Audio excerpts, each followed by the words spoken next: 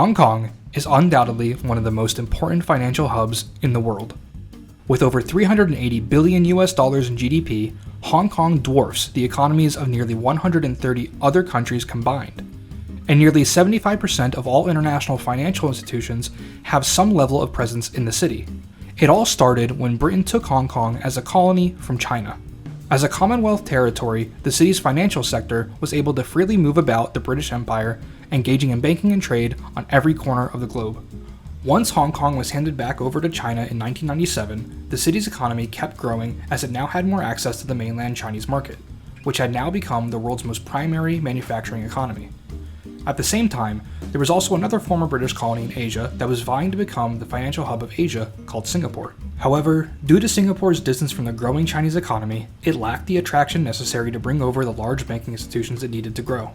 Things have changed since the early 2000s as Singapore's economy became more reliant on the technology sector to grow. All the while, Hong Kong's economy sadly stagnated technology-wise, with the financial sector doubling down on traditional banking and often betting on trade with China to grow the city, and for the most part, it was working. However, Singapore was catching up. Companies in the technology sector in Asia had been looking for a place to call home that could combine the worlds of finance and technology, owing to a greater global reliance on software as a service for businesses to scale up. The past 10 years have shown more companies are beginning to look towards Singapore for its tech talent pool and government support of software companies. It was thought that it was inevitable that the technology and finance sectors would pair up nicely in the Singapore economy despite the lack of direct Chinese market access. This pairing of technology and finance sectors would end up creating a new subset of startups called fintech. Hong Kong was sure to lose its top spot status if Singapore were to continue on this route. That was until 2019, when the local Hong Kong government beat Singapore to the punch, offering a full virtual banking license to 8 early virtual banks. Hong Kong, through commitments to its residents and businesses to modernize the economy, had released what everyone was looking for, the combination of technology and finance into the regulated financial world. While Singapore had indeed launched its own virtual banking license around the same time, the immense red tape left by the government meant that no virtual bank in Singapore could begin doing business until mid-2022. Now, you might be asking yourself at this point, what exactly makes virtual banks so different from traditional banking? Virtual banks are the same as any other bank in terms of their services and features. The exception is, as the name implies, there is a lack of physical presence, or in other words, virtual banks have no brick-and-mortar locations.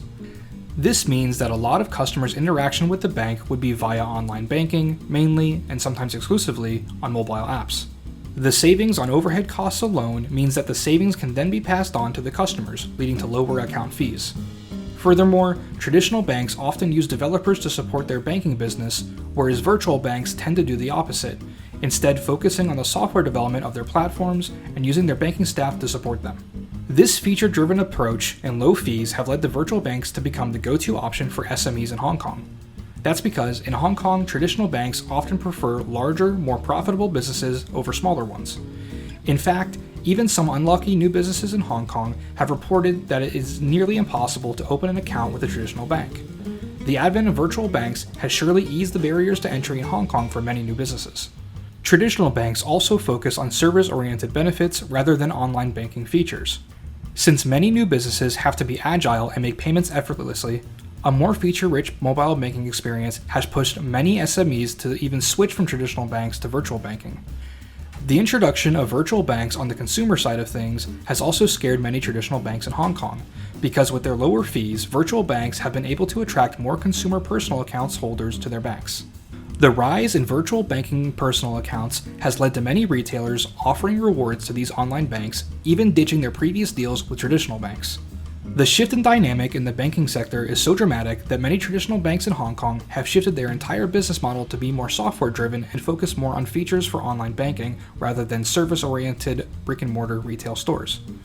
So much so that it's expected that many traditional banks may shut down more physical locations in a bid to help support their online banking products. If this keeps up, one day, there may not be any more traditional banks left as they themselves become more digital. If you like this video, please remember to like and subscribe to our channel if you want to explore the financial world we live in. Physical locations may not go away entirely, however, as some consumers express that they would feel much better if their bank still retained a human connection element.